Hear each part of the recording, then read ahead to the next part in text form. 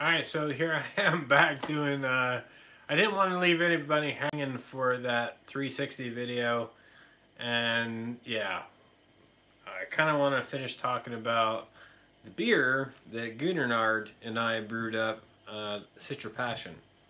But keep the conversation going. If you guys want to keep the conversation going, by all means, let me know, and I'll continue this and see where we end up. But yeah. I'm gonna go ahead and check out. I guess when I start a new stream, it's gonna go ahead and start a new thing. Cool. So I'll just go ahead on the old chat, say starting a new live stream. Not 360. And we'll see if anybody else actually wants to continue chatting. And if that's the case, then let's go ahead and continue chatting. Yeah. So if you guys are tuning in, you're listening, then go ahead and by all means, let's participate. Start chatting. Ask any questions that you want, and I'll go ahead and respond in kind and see if there's anything that we can talk about. Let's see. Device is a little slow. See if I can bring up the chat here. Live chat. There we go. Yeah, please. Okay, Tracy. Hi, Tracy. I don't think that we've ever talked before. Yeah, that was kind of cool. Live chat. Just woke up in New Zealand. Hey, No Quarter, how you doing? Thanks for joining in. Yeah, it's the time zone difference is quite the cluster. Certainly can be.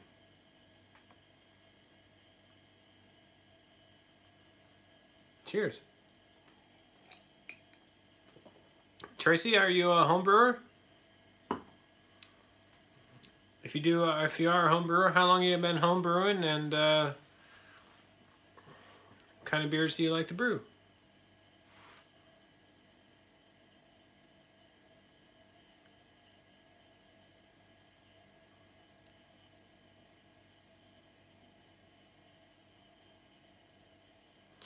Oh, for the water meter. Okay, do you have the exact same one, Christian?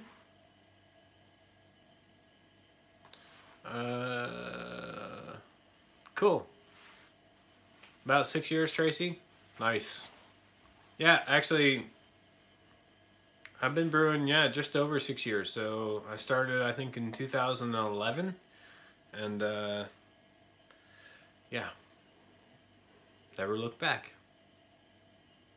Yeah, okay, so if it's the ZJLCD-M version, then what kind of questions do you have about it? Yeah, because I think the configuration in terms of like setting it up and setting the amount is pretty straightforward.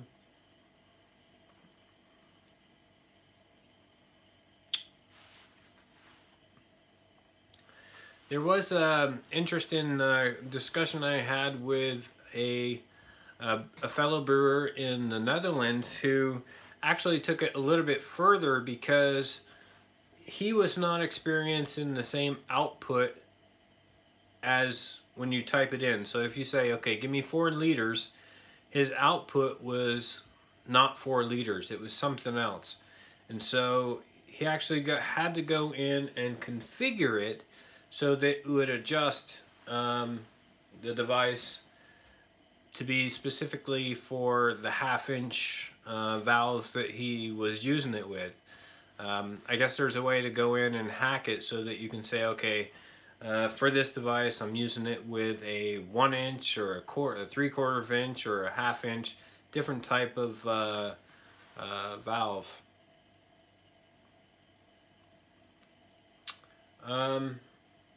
Yeah, so once he was able to dial that in, you know, he shared this in with me.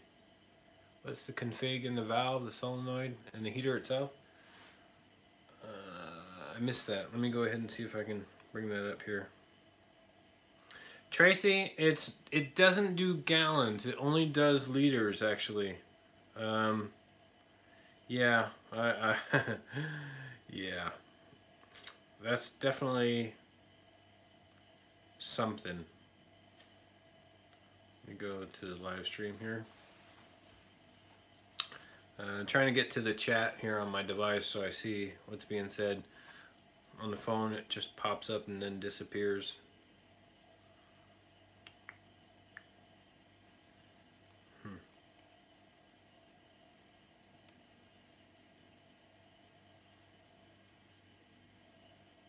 Okay, here we go. Right. Live control.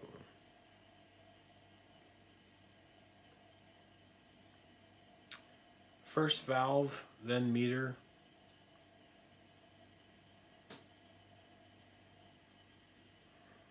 Then solenoid. Okay, so right, let me go ahead and show you. I think I can show you.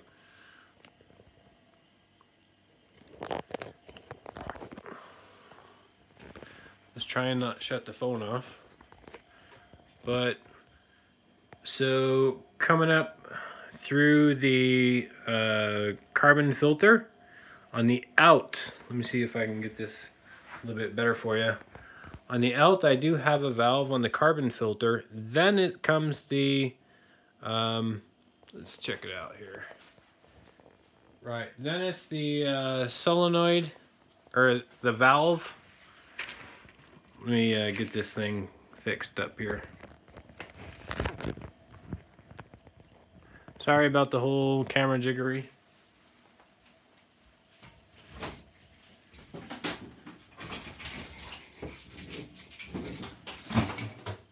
So I got the valve, and then this is the solenoid, which opens up and closes. And that's, the cables are going up into the box, which connects to the device. And then here is the actual meter that follows it afterwards. And the meter is that tells you what the flow rate is. So solenoid, and then the meter, and then the output. So that's how I have it configured.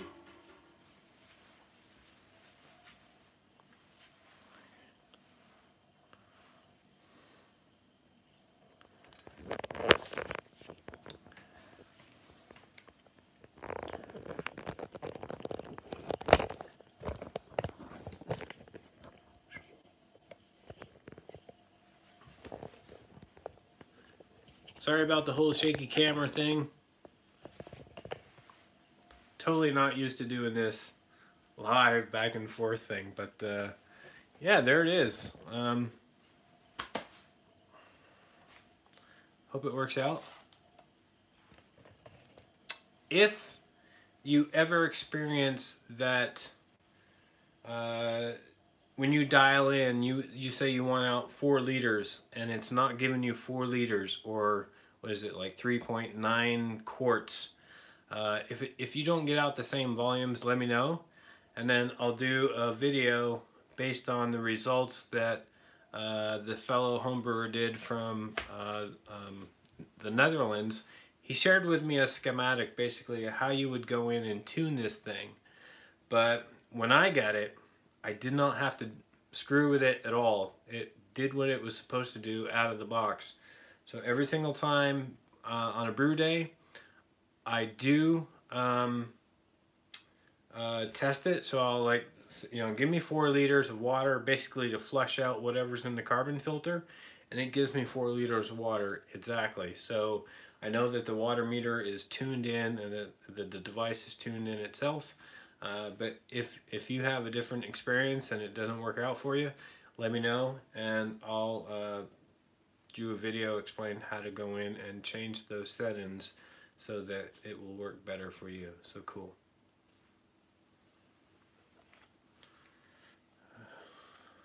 All right, trying to start a fight there, No Quarter. Relax, relax. It's, different strokes for different folks. Yeah. Cheers.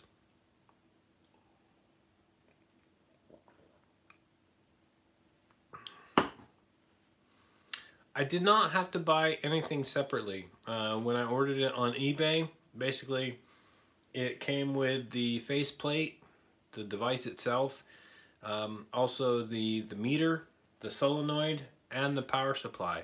So I got it all in one. But I know that there are some sellers out there that don't sell it as a package and you have to buy the thing separately. So go ahead and look for the one that sells them all together.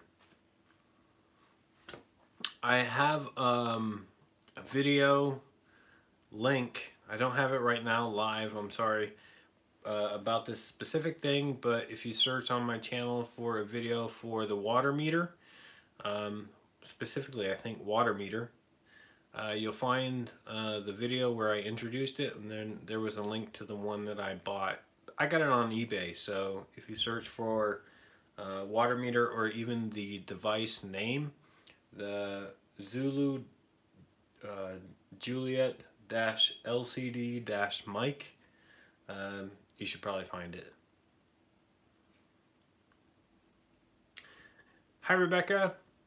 I have not been to Harrison's Brewery or the brew shed, but I am definitely wanting to go there within the next couple of years. I'm going there in the next couple of years. So we got the brew together a couple of years ago. Me, New to Homebrew Tom, Christopher, of course, and yeah, that was just the experience of a lifetime, and with Froggy, of course, Chris Frogger. So that was definitely a highlight that year. I want to go back. I want to bring the family and basically just get the families together and have a good time. You know, go out for dinner and do what we do. You know, and just talk, brew, but you know, just be normal people and just hang out and share experiences and get to know each other better. So yeah, definitely looking forward to heading back to Retford. That was a great experience. Really want to do it again. All right, Christian, have a good night. Thanks for joining in. Have a good sleep. Mm-hmm.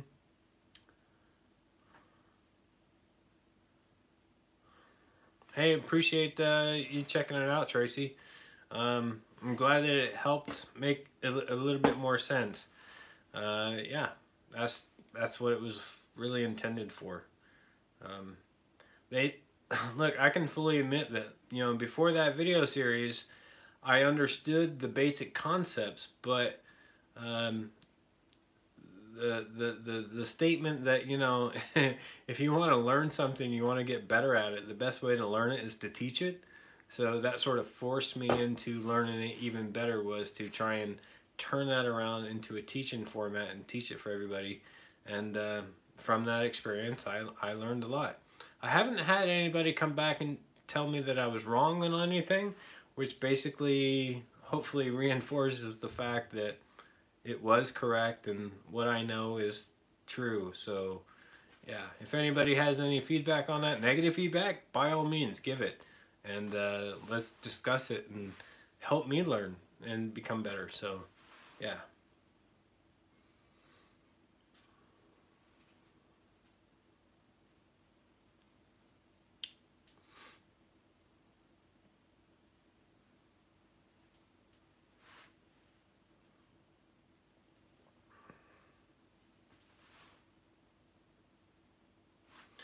How big are my kettles? And how much grain can you get in your mash tun? The kettles are only 15 gallons. So if you go on Blickman's beer site, yeah, wish Blickman had a beer site. On Blickman's website, they have basically the specifications about how much grain is recommended per kettle. I have surpassed that, so I've gone up and maxed out and then some. So I've put it up to where I have the inlet coming in from the HLT. I would have to go back and look in my brew log about specifically how much I had. I think it was a 30-pound grist that I had for a barley wine, and that maxed it out. I ended up actually doing the reiterated mash on that one, I believe, where I only brewed half of it in the mash tun, like 15 gallon, or yeah, it was 15 pounds of grain. And then the wort that drained from that, I used that as a strike water for the next mash. And yeah, that's basically how I broke up that 30 pounds of malt into that barley wine to get me. I actually made 10 gallons of that that day. So I can brew 10 gallons at a time, but yeah, that mash tun is limited. So for that one, I had to do an iterative mash, and yeah, that's how that worked.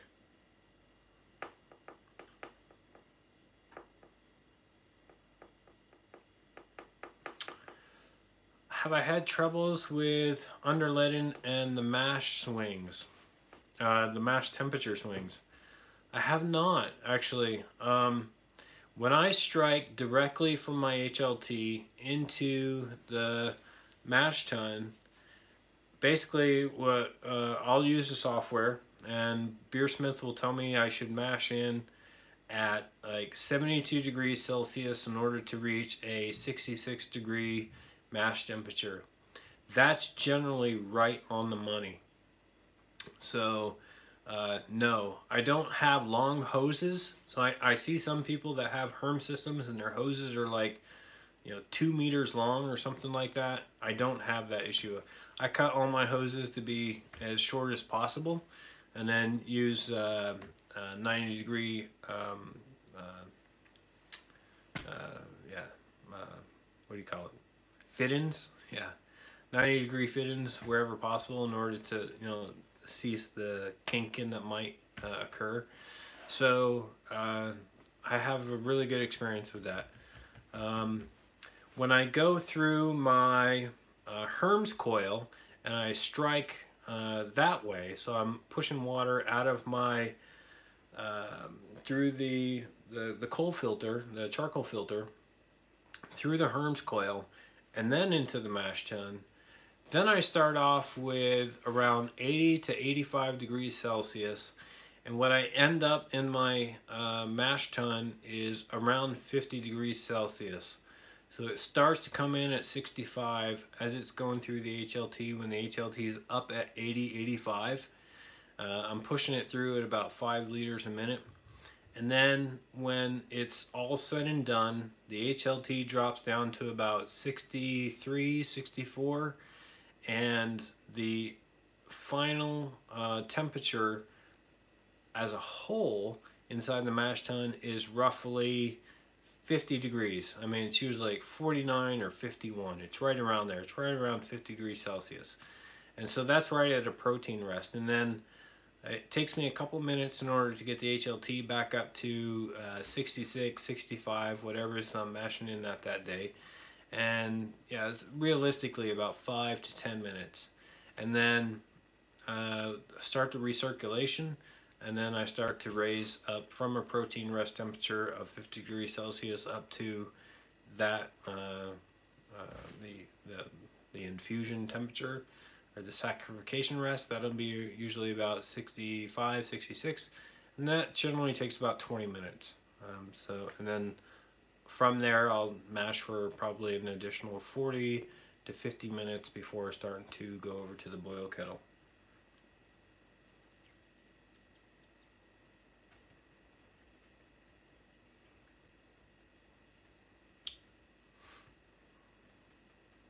I don't know what happened to Brewmaster Ben. I kind of miss him.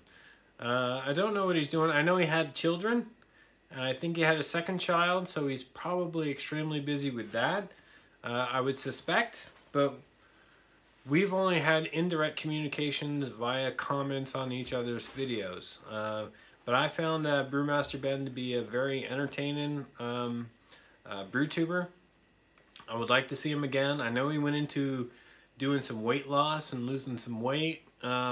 Maybe he's doing some more of that. I don't know. But I liked him. I liked his videos a lot. I've never seen somebody go through and make so many different beers and fail and yet continue to strive to make a better beer. I really like that. Um, Lots of humility, but at the same time, you know, he would tell you exactly what was what, and yeah, I think I really kind of miss his nature.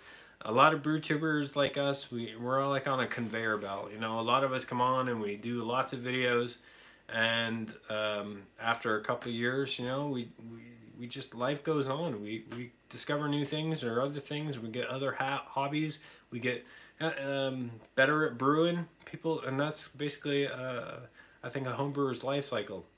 You make videos about things that you're learning because you want to share your experiences and what you're learning with other people, and you're putting it out there for everybody else to learn.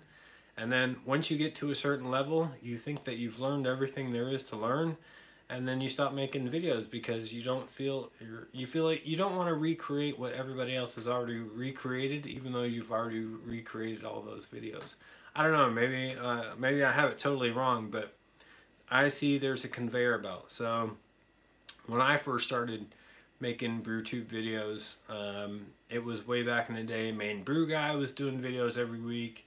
Kevin Clements was doing Homebrew Wednesday videos every week. So wasn't S.J. Poor. So wasn't even Dan ABA was doing videos back then. There was a few other guys that I've long since yeah. Their names are not coming to my mind right now, but I used to really like to watch them. Oh, Hat Trick, for example, was another great one. He went pro, so that was really cool to see him go pro. We did an In the Brew House video series with him, so that was really cool. He's doing really well. So yeah, a lot of people come in and then they sort of exit. Brewmaster Ben is one of those guys. So isn't other very popular brew tubers. Adam Baldy Bruin, I mean, came in for a couple of years and he sort of dropped out a little bit, but I think, you know, he'll come back in from time to time. A lot of the guys in the UK, actually, and a lot of the guys in the States. Don't see too much of some of the guys in New Zealand. Yeah, yeah. So yeah, it's a conveyor belt. It really is a conveyor belt. Yeah, Thrifty. Yeah, yeah. Under the Table Brewing. Yeah, there's a bunch of them. Huntsman Brewing. Hey man, how you doing? Cheers. Cheers.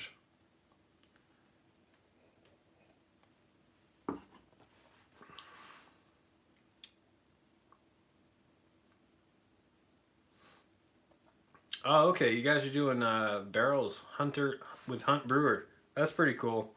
I would love to get a couple barrels and get like a Solero system going on or something like that.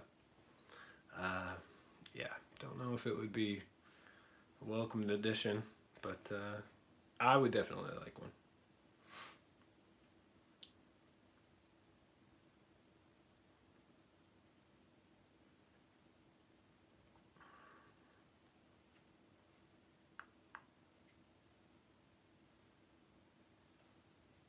Sammy the Thrifty Brewer. Yeah, he is definitely missed. Yeah, I think he's yeah, on that conveyor belt. You know, you got to a certain point, and then family is really important, of course. As long as you got a rock solid base there, then you should be good to go.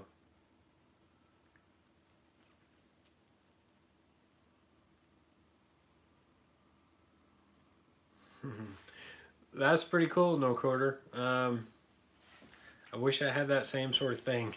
Yeah. I think it's only me here that in this household that likes the beery thing. But more on the Vienna Lager. Cheers.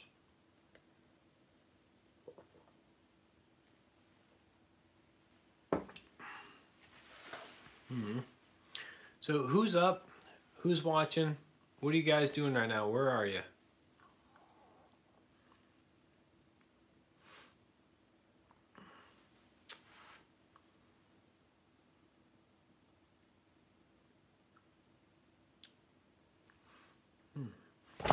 Whoa. Okay, London. That's cool.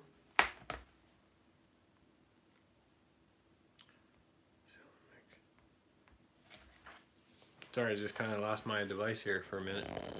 Looking at the chat.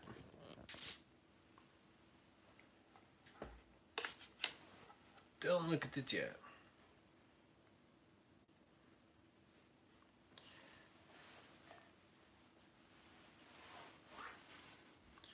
Yeah, I hear you, no quarter. Definitely. Hi, Sailing Mike, Mick. How you doing? Where are you at? Lincoln, Nebraska, Tracy. Wow. Okay, that's pretty cool. I had a buddy of mine that I was with in Sicily, Italy, back between 19. I want to say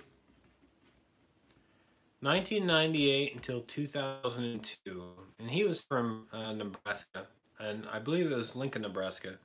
We haven't chatted since way back when, but great guy. Wish that we'd be able to hook up again.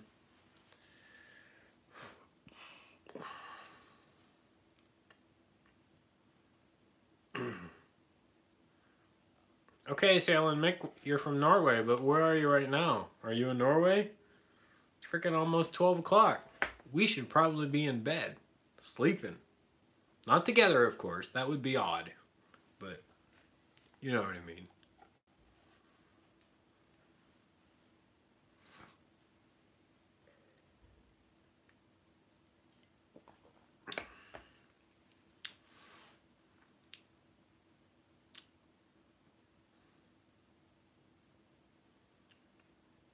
Hey, Stabs Bruin, how are you? Way down there. We're down there in Australia. Are you feeling settled in now in your new place? Everything good? Everything, I don't know, stable?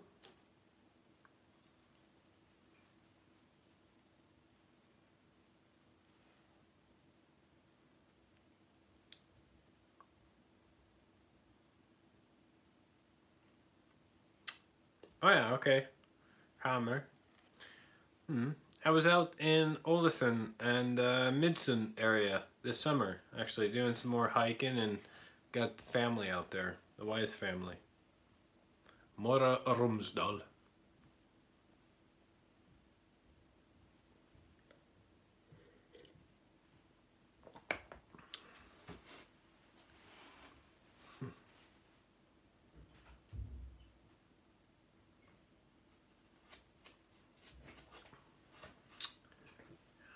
Live på YouTube. Hvordan går det?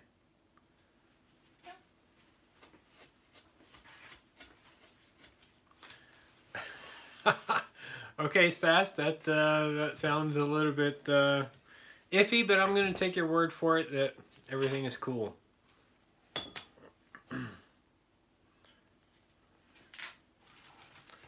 Hi, South Africa. Nice to have you in the house. How you doing? I can't pronounce that first name. Is that like Suderkoes? Suderkoes Brewers? That's pretty cool. South Africa. I'm totally digging the South African hops, specifically Southern Passion, which I used in a recent brew. Actually, a couple brew days, a couple of videos ago called Citra Passion. There's a few others I'd like to try from there, a few others that other people have mentioned that are pretty cool. So yeah, there's this issue about the South African hops being basically all controlled by AB InBev. Do you have any interaction with that at all?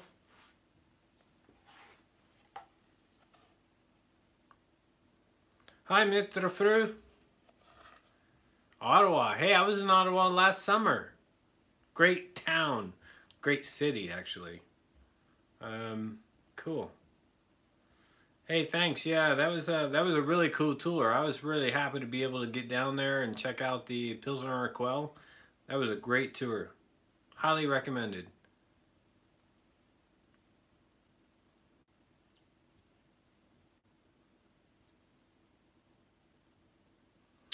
Hey Tony, that's pretty cool. Doing more Kolsch and alt styles. I definitely want to do a German alt beer. I've been really thinking about it for a while. I got 7 empty kegs here, and I would really like to get an alt beer in one of them. Alt in German, of course, is old in English. So it's basically an old German ale. And I would really like to basically go ahead and try and get one of those recipes um, brewed up in the keg and be able to taste one.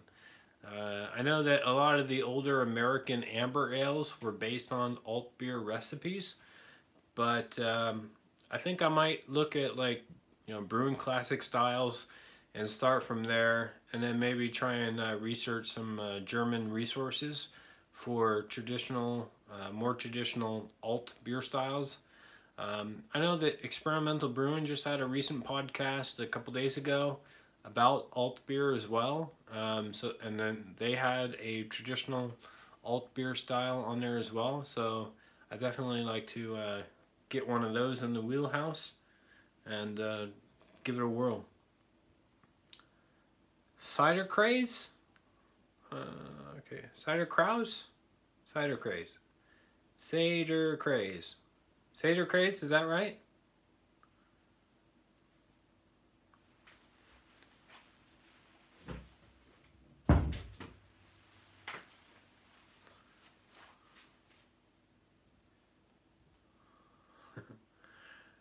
Hey Brian, how you doing?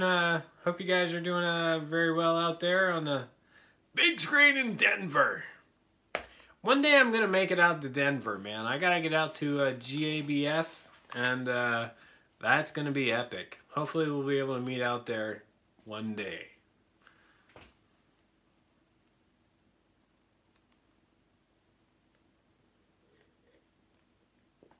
Alt beer. Yeah.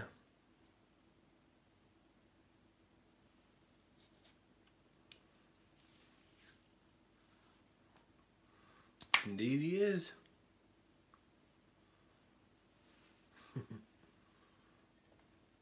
Brian, you been brewing at all lately? I know you put up a video from time to time, but what beers recently have you been brewing?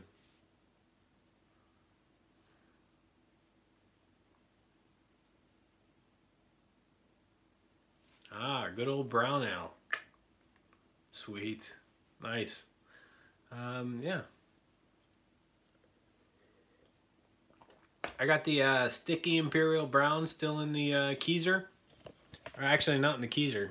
In the fermentation chamber. Currently cold crashing. And 8 degrees right now. I'm bringing it down to as close to 4 as I can get. And then I'll ask Kirsten to come over and help bottle that up. So, yeah.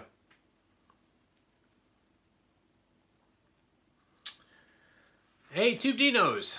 Currently enjoying well, if we go back, the first beer that I had this evening was a version 2 NEPA from Eclipse Brewing. A fellow down under. I know you're in New Zealand. I'm not trying to confuse Australia and New Zealand, but right. So from Eclipse Brewing, but now he lives in Seattle. We sort of maybe crossed paths at the Homebrewers Convention in Portland, but we didn't actually get to meet. But he was kind enough to send me 3 beers. So he sent me his version 2 New England IPA. So I had that earlier this evening. I shared that on the 360 live video. And now I am drinking up on the Vienna Lager, my current rendition of it. It's pulling in at about 5%. And I also did a quick little pour of the Citra Passion Pale Ale.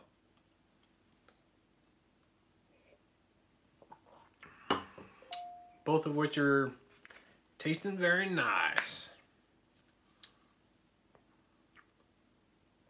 Earl Teed. Cheers. Skål.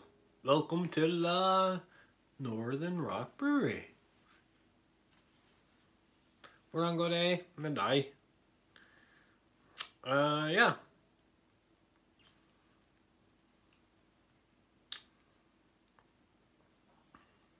Do you know him in person, Tube Dinos, or do you just know him from the channel? He also sent me a mango IPA, 6.2%. I'm going to go ahead and just leave that in the fridge for now. And then also a pineapple coconut hefe. So I just got these today, so I'm really excited about those. I put them in the fridge about 6 to 8 hours ago from now, or before now. And so I came home for the day. They were cold, so I went ahead and tried the Nipa because he said drink it as soon as possible. So I did that, and it was great. I'm going to save the other two probably for the next couple days, and then we'll see.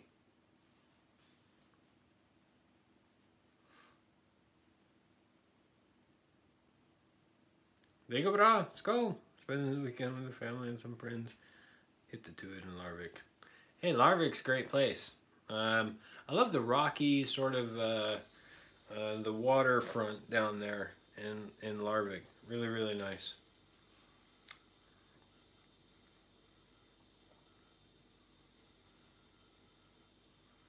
Oh, okay. I got it. Tube Dinos.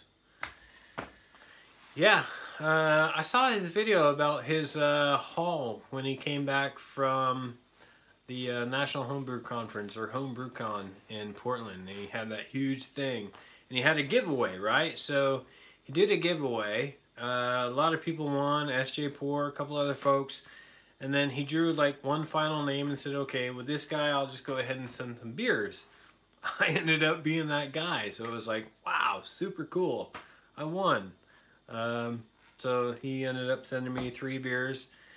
And yeah, I enjoyed that first one tonight. It was very, very nice. Tropical, guave, a little bit of mango towards the end as it warmed up a bit. Not bitter at all. It was a great Nipa. It's a little bit brown because, well, they go brown with age. That's just to be expected. But it still tasted and smelled fantastic. So that was really, really nice.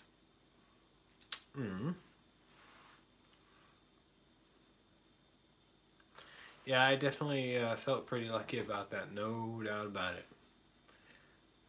Yeah, can't remember the last time I won something. That was cool. Cool! It's not a huge community, right? I mean, you got to admit, there's a lot of people, you know, probably more than 350 people in the Brewtubing community. But a lot of people, they're on that conveyor belt. So they go in, they come in, they spend a lot of time getting to know everybody else, sharing information, and then they sort of go out off at the end of the conveyor. And you don't hear from them again for a couple months. Some never. But yeah, some people come in, some people go out. And that's just the way that it is. It's a shame.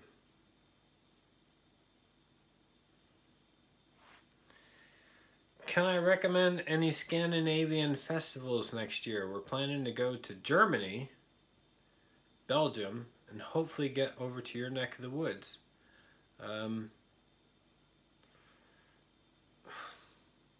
Well, there's Northern Rock Brewing.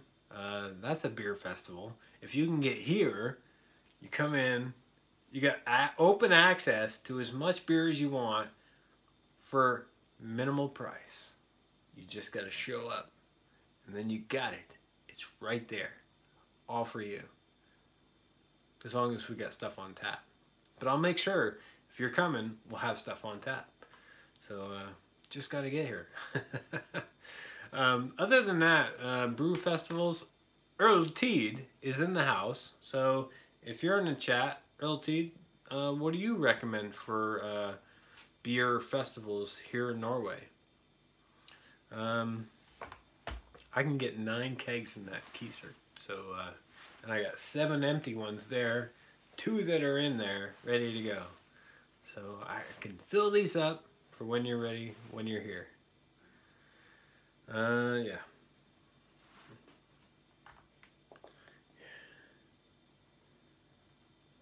Earl Teed, you're very welcome.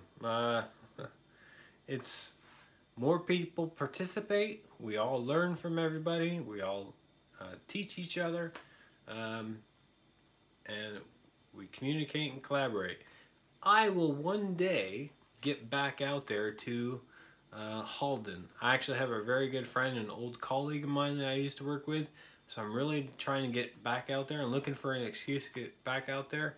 And you just might be it. So hopefully we'll be able to hook up one day and do a live brew day from the Earl Teed Center, if that would be cool with you.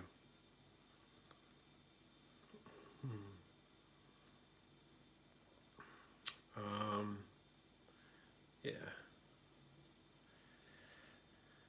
Thanks, Tube Dinos. There's a hand there. You know, nobody's ever the first except, well, the first, like S.J. Poor and the beer guys that came before him. But yeah, I remember I jumped on, and you know, Main Brew Guy was really big at the time. Kevin Clements was huge at the time. Steven from Hat Trick. There was a lot of brew tubers. Not a lot. There was only a handful of brew tubers back then at the time in 2010, 2011. Yeah, so just watching those guys, and then I remember I started doing this whole thing just to be able to say thank you to them, specifically the guys that I had talked to and helped me figure out exactly what it was that I was going to make for a brew system. Main Brew Guy was a huge influence, and so just basically, you know, saying thanks and then getting on that conveyor belt. So really just continuing that effort.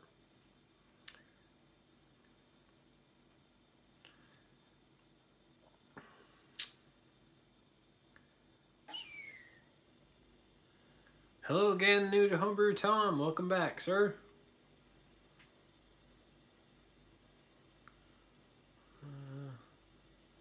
Yeah, there's definitely a few brew tubers that I really do miss on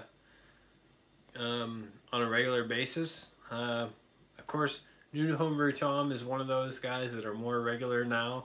I think the only person more regular than him that's on a continuous basis, of course, is Harry Brew 69, and that's just phenomenal to be able to see him continue to never give up and just build and build and build until you become sustainable and you know, long-term sustainable systems, breweries, whatever it is that you want to call it. It's just inspirational and phenomenal to watch, and to just see people. You hate to see people struggle, but you love to see them succeed. And that's, I think, one of the really appealing things about this is continually to see people succeed in what they're doing, what they're brewing. Really, really cool.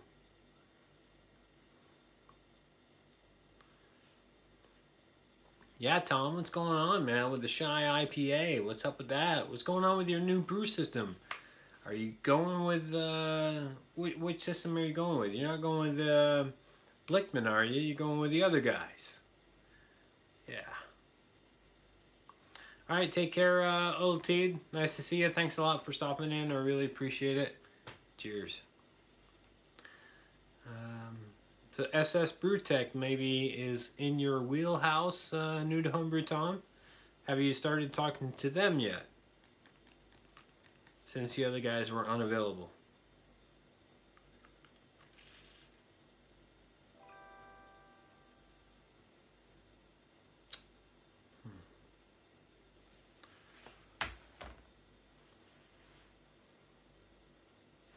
Okay.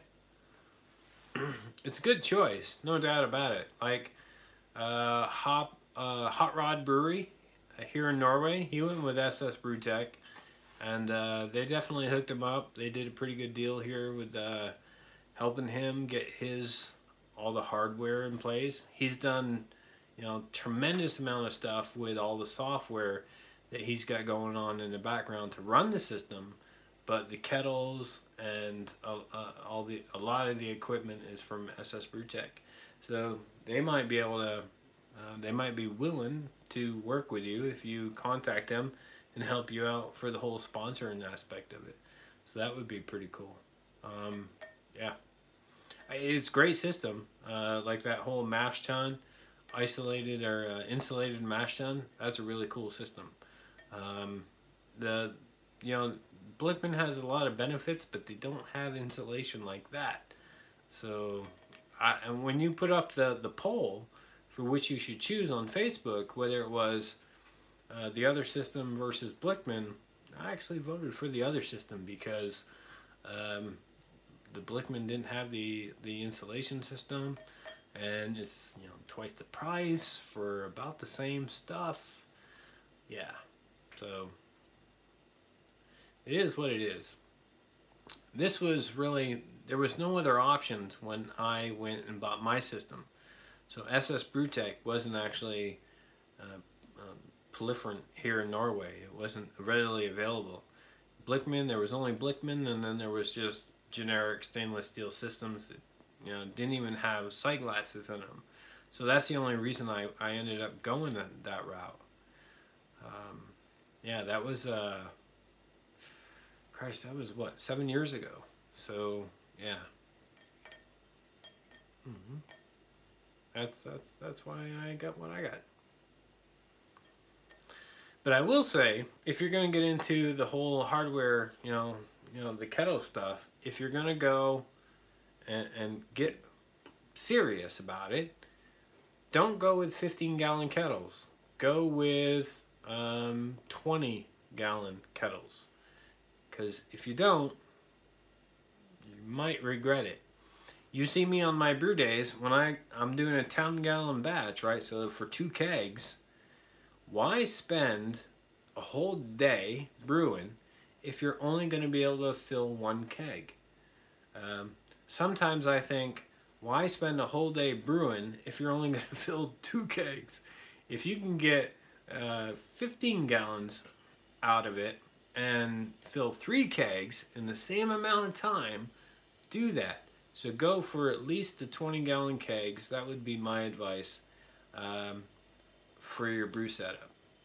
HLT, mash tun, and the boil kettle. 20 gallons, I think, is fantastic. Time for a refill.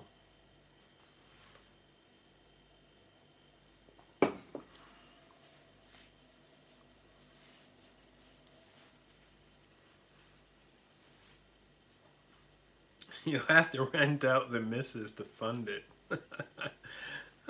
Yeah. Yeah, don't do that. No, she won't like that.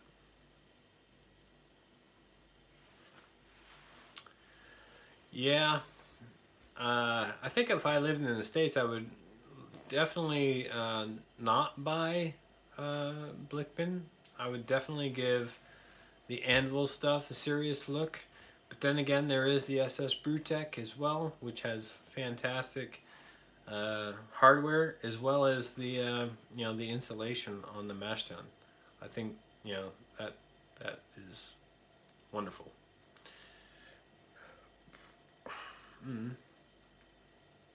5 gallon? Tell me you're joking.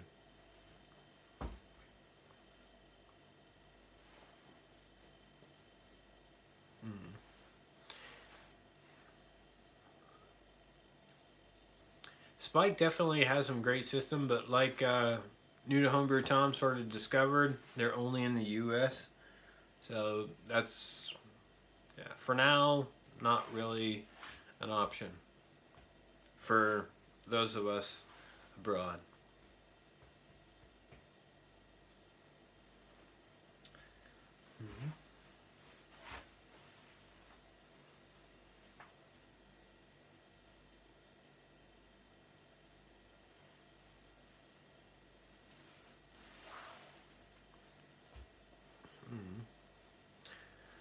Yeah, the I think I got some darker beers on my horizon. So, you know, we're always sort of crossing paths on that Tube Dinos.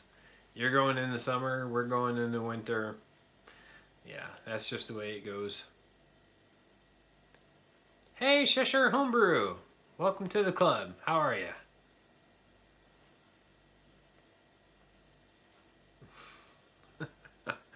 Tom, teacup. You teacupping it? Really?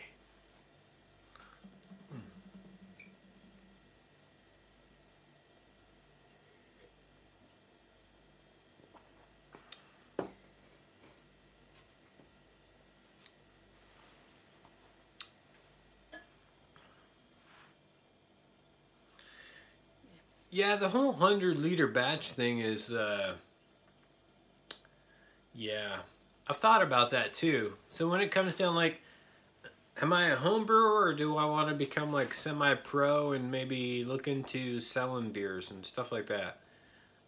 That's the only reason I would think of doing like 100 liters to 300 liters, kind of like where Harry Brew 69 started off with Idle Valley Brewing. That was a 300 liter system. 100 liters though, I don't go through beer that much. And I certainly don't have enough visitors coming over to help me drink up that beer that fast. So I would be probably dumping out twice as much beer as I do now, which is every now and then.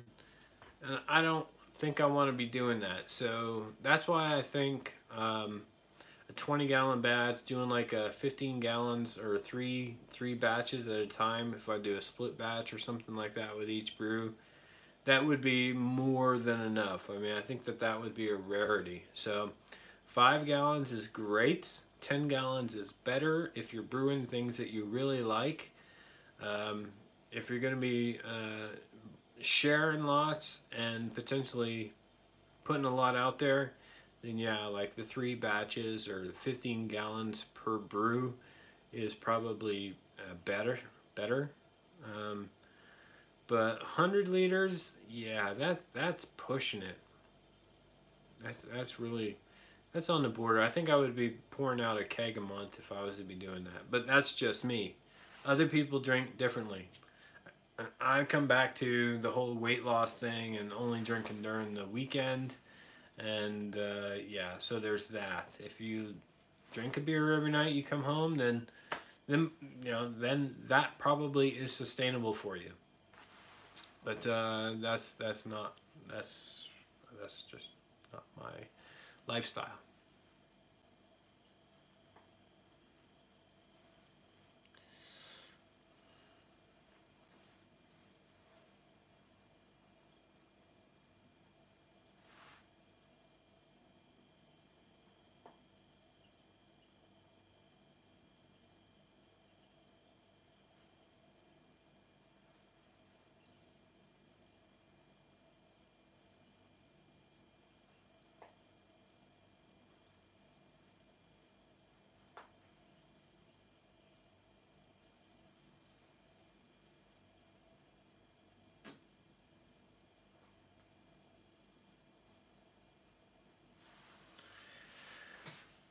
Cheshire Homebrew. Brewing up big beers and then diluting them. That's definitely an old school technique, without a doubt. I think it originated in your neighborhood, actually, where they would brew up like, 1.065 or 1.80 beers and then basically dilute them with younger beers or even water to be able to produce like lower ABV beers. That's definitely a possibility, but then you're getting like more volume of beers regardless of strength, and you still have to drink it all. So I'm not against that if that's your lifestyle. If that is your lifestyle, then by all means, brew high gravity beers, be able to distribute them so that you can create, more lower gravity beers. Then that makes a lot of sense, especially from a professional perspective.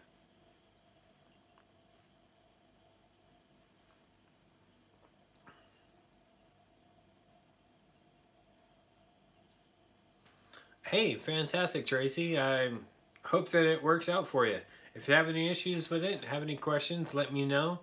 I know I'm not the only one. I know that who else out there has one? Um, I'm drawing a blank right now, but I can see his face in my mind. It's driving me crazy. Um, Everty Homebrew or Everty Studios, he has one. Um, uh, Willie? No. He puts out a Homebrew Wednesday every week. Uh, who's this guy? He has one. Oh, Wally Feck. Willie. Sorry, Willie. Wally, if you're watching me, I'm sorry. Wally Feck. He has one as well. Yeah, if you have any issues, you know, I think you should feel free to contact any one of us, and we'll be able to help you out if you have any issues. But yeah, it's pretty straightforward. Hoverdog Brewery, yes, of course, Hoverdog Brewery has one as well. Mm-hmm.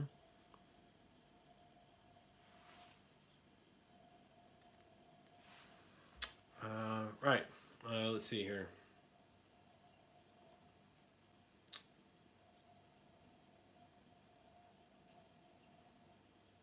A little feedback on your water salt MPH stuff that you did. My brews come out much better since I started doing that.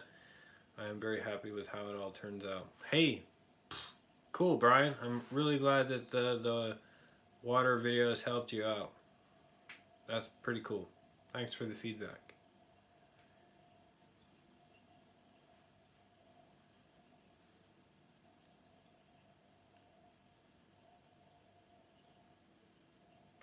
Take care, Stas. Cheers, man. Thanks for stopping by. Appreciate you sharing your time with us. Yeah. Yeah. One brew at a time. New to homebrew Tom. Yep, definitely. There's nothing wrong with that. If you got the time. Cheers to you. Have a great night. Looking forward to your next videos. Pretentious beers. Great video series, by the way. Really, really cool. Enjoying it. Lots of laughs. Cheers, buddy.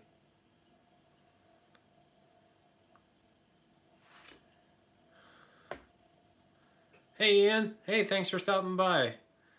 Uh, a Spirit Brewery Saison. Fantastic. I'm brewing or enjoying a Vienna lager. It's about 5%. Tasting pretty nice. This is version 2.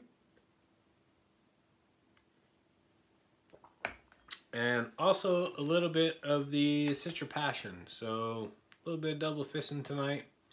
But yeah, why not? Hmm.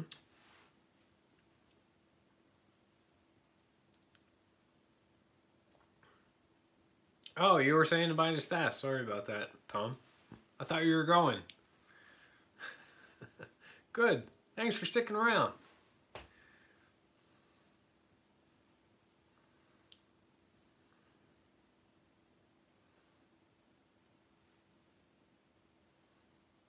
All right, man. Thanks, Tube Dinos. Cheers, man. Have a nice Sunday, I guess you're about to start. So yeah. Yeah, it's hard to keep up. You know, for the guys that do like these live brew days, like or live brew days and live chats, I think that's fantastic. The guys that can pull it off, like Earl Teed, and I know that that's Norwegian specific, but the ability for them to deliver and just keep it going and talk and uh, engage with everybody that's involved and watching. Some people do that really, really well, and I can see that that's kind of hard. And I'm not complaining about it. I really appreciate people tuning in and engaging and participating in the conversation. But there are other people that are a hell of a lot better than I am, and yeah, I think just it's kudos for those guys that are able to do it. I think there are people out there that would be able to do it that aren't doing it, like New to Homebrew Tom and Tube Dinos and Stas and maybe a few others. So yeah, highly encourage you guys to go ahead and um, start to do that if that sort of seems interesting. But yeah, it's something new. It's something different. It's or maybe not. Maybe I'm just rehashing the past and yeah, what's old is new again, and new that is old. Kind of like the freshening power of the hops. It's you know, more than 100-year-old technology that basically explains why you're why when you add dry hops you continue to have fermentation going on or bubbles that are going on through your airlock and you never knew why. I know why.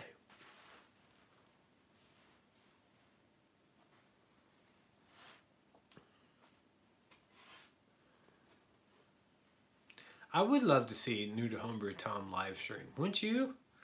Definitely. Hey, is he on the brew? Definitely. I agree with you.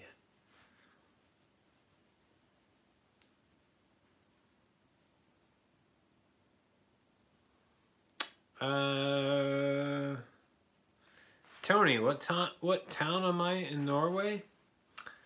I am closest town, if you want to know where I am. I'm like 35 minutes northwest, no, sorry, northeast of Oslo. So I'm like in between Oslo and the Oslo airport.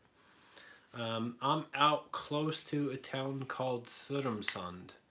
Uh, S with a O with a line through it. Sørumsand. I'm close to there, but still about 10 minutes away.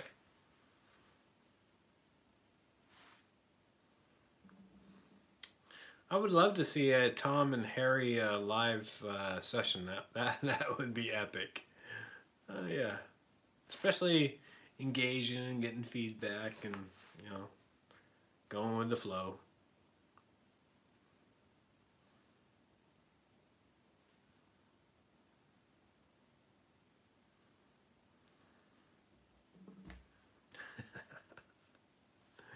It really would.